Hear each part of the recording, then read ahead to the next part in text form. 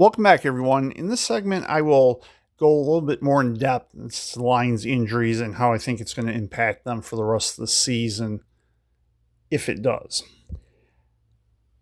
Terrion Arnold not playing tomorrow because he has a concussion. I believe he will be able to return for the Lions' next game, and I'm not sure who that's against right now, so forgive me for that. Kerby Joseph's injury is a little bit more interesting, though. He's been out I think he's missed the last 3 games with a knee injury. He's going to miss this one, obviously.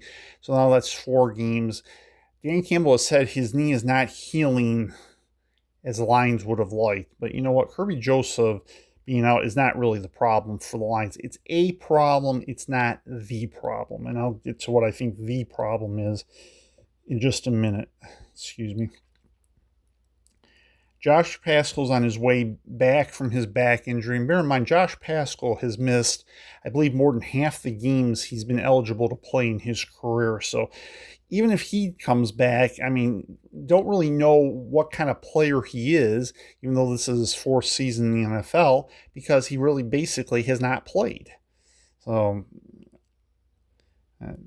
it's going to be interesting the rest of the way with him. And then, as I mentioned before, Sam Laporta just got put on injured reserve, so now he's going to be missing a lot of key games, including games against the Packers, and I believe, if I'm not mistaken, the Steelers, one of the games in the next 4 weeks. So, or actually the Cowboys game might be. It's either the Cowboys or the Steelers, but he may miss one or both of those, and that's just not good. Taylor Decker, is in the same spot he's been. The one thing I'll say that I thought was interesting about him is usually he's not practiced on Wednesday, and then sometimes he'll not practice. Usually he's not practiced on Thursday either, and then he'll practice just a little bit on Friday. But that wasn't the case this week. He actually did practice on Wednesday and Thursday, but then did not on Friday, and I'm not sure what that was about. And then, as I said earlier, Miles Frazier has not played in an NFL game. He's eligible to play, but hopefully he won't have to go in there, because I don't know what Giovanni Manu's status is, but obviously he's still going to be out for a while. And you don't want to see Miles Frazier have to get in there with a ton on the line, especially not against a team like the Eagles, to be sure. DJ Reed is coming back from injury, so again, I don't know how the Lions are going to handle him, but at least hopefully they'll have him for the stretch run, and that's going to be a big, big improvement to the secondary. Same thing with the Meek Robertson, and if Penei Sewell can somehow, just work through or hopefully have his ankle injury heal, but I have the feeling this is probably going to be something that lingers with him the rest of the season.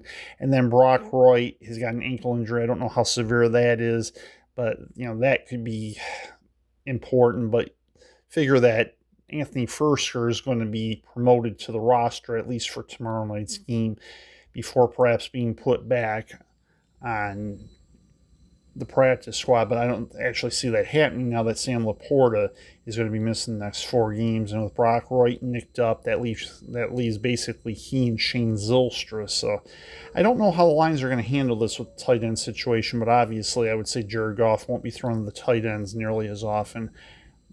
But you never know what Dan Campbell might have up his sleeve, to be sure. And then some of the other injuries the Lions have, they're starting to come back from those a little bit, but it's still going to be interesting the rest of the way, because I think Taylor Decker's issue is going to linger. Penei Sewell's will probably linger. And whenever you have both your starting tackles having injury problems, it does lead one to wonder how long that situation is going to be tenable. I think in this case, it could hold up the rest of the season. I mean, they do have Dan Skipper who can spot Taylor Decker if need be. But I don't know, the whole thing's getting to be a little bit tenuous, to be sure. In the next segment, I will have my Next segment, I will have my prediction for you for tomorrow's game. Stay tuned to the Detroit Lions tomorrow on Ed Sports Channel.